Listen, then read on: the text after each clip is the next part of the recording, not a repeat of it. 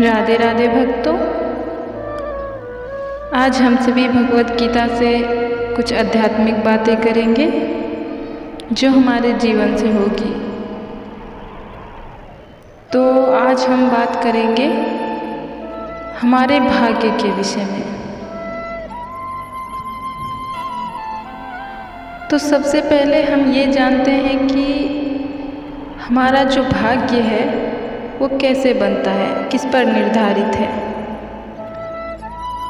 तो सभी कहते हैं कि भाग्य का लिखा नहीं मिट सकता, जो भाग्य में है वही मिलेगा, और तरह तरह की बातें करते हैं और हम सभी ये सारी बातें को सुनते हैं। क्या वास्तव में यही सच है या इसके पीछे कुछ और कारण है? नहीं, हमारा भाग्य कभी भी लिखा नहीं होता है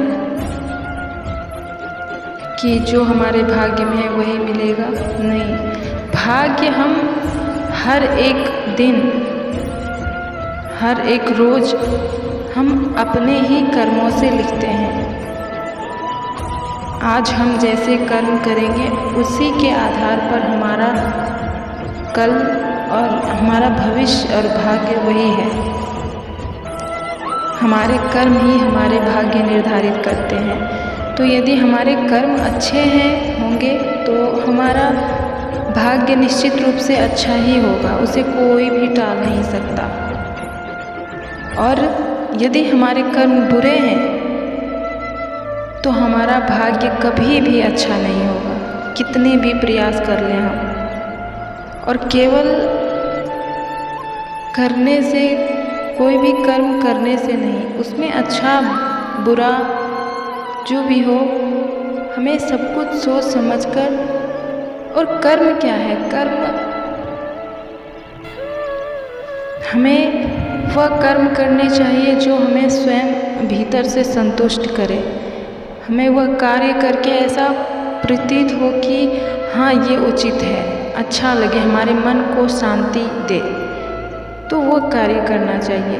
वह कार्य हमारे कर्म होते हैं, कर्म बनते हैं जिनसे हमें हमारी संतुष्टि होती है, हमारे मन को वह कर्म हमारा उचित है, और वही कर्म हमारा भाग्य बनता है। तो कर्म यदि अच्छे हो या बुरे, उसी के आधार पर हमारा भाग्य है। ना तो हमारा भाग्य कभी भी कहीं पहले से लिखा होता है और ना ही बनता है तो केवल हमारे आज के इस वर्तमान के कर्मों से। वर्तमान यदि हमारा सही है, हम आज को अपने सही से कर रहे हैं अपने कर्म, तो हमारा भविष्य बिल्कुल ही अच्छा होगा, जिसे हम अपना भाग्य कहते हैं। और यदि हम वर्तमान में गलत सलत चीज़ें करके, अपने अतीत के विषय में सोचकर या भविष्य के विषय में सोचकर वर्तमान को नष्ट करते हैं, तो हमारा भविष्य भी उस भूत के भांति ही अशांति फैला जैसा प्रतीत होगा। तो कभी भी अतीत या भविष्य में मत रखिए खुद को, सदैव वर्तमान में रहिए। क्योंकि जब अतीत तो हमारा किसी कारण से चला गया है, जो कि अब वापस नहीं आएगा, और भविष्य तो हमारा अभी आया नहीं है, वह आएगा तो इस वर्तमान के जाने के पश्चात।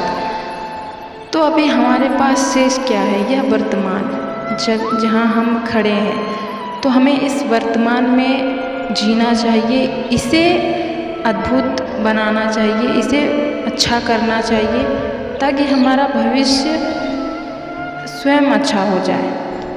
तो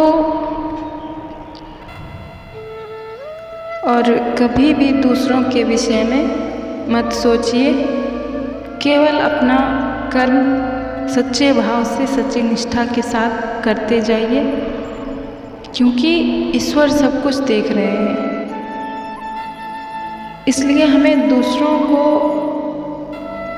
दिखाने के लिए या उन्हें किसी भी प्रकार से पीड़ा पहुंचाकर हम स्वयं को बड़ा या अच्छा दिखाने का प्रयास ना करें।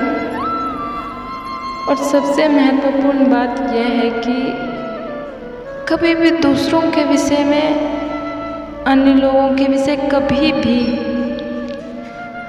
बुरा मत सोचिए, बुरे भाव मत रखिए अपने मन में, क्योंकि केवल हमारा परिवार नहीं है, यह समस्त सृष्टि हमारा परिवार है। ईश्वर ने हम सभी को एक समान बनाया है, तो कभी भी किसी से भी भेदभाव मत कीजिए, अपने मन में ईर्ष्या द्वेष मत रखिए, क्योंकि जो हम में है वो उनमें भी है और जो उनमें है वो हम में भी है। तो क्यों किसी से अहंकार या क्रोध ईर्ष्या करना। आप जो स्वयं में देखते हैं वही दूसरों में भी देखिए।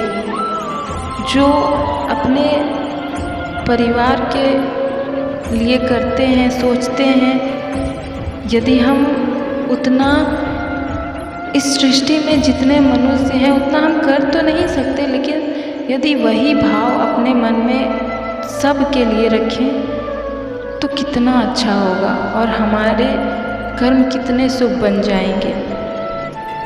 तो कहने का तात्पर्य बस इतना है कि जब ईश्वर ने हमें एक समान बनाया है तो हमें सबको एक समान ही देखना चाहिए। कभी भी किसी के भी लिए हीन भाव अपने मन में मत रखिए। और अंत में बस यही कहना चाहती हूँ कि अच्छे कर्म करते रहिए, सब कुछ अच्छा होगा। ईश्वर सदैव आपके साथ हैं। तो इसी के साथ आइए और हमारे साथ प्रेम से कहिए राधे राधे। श्री कृष्ण सदा सहायते।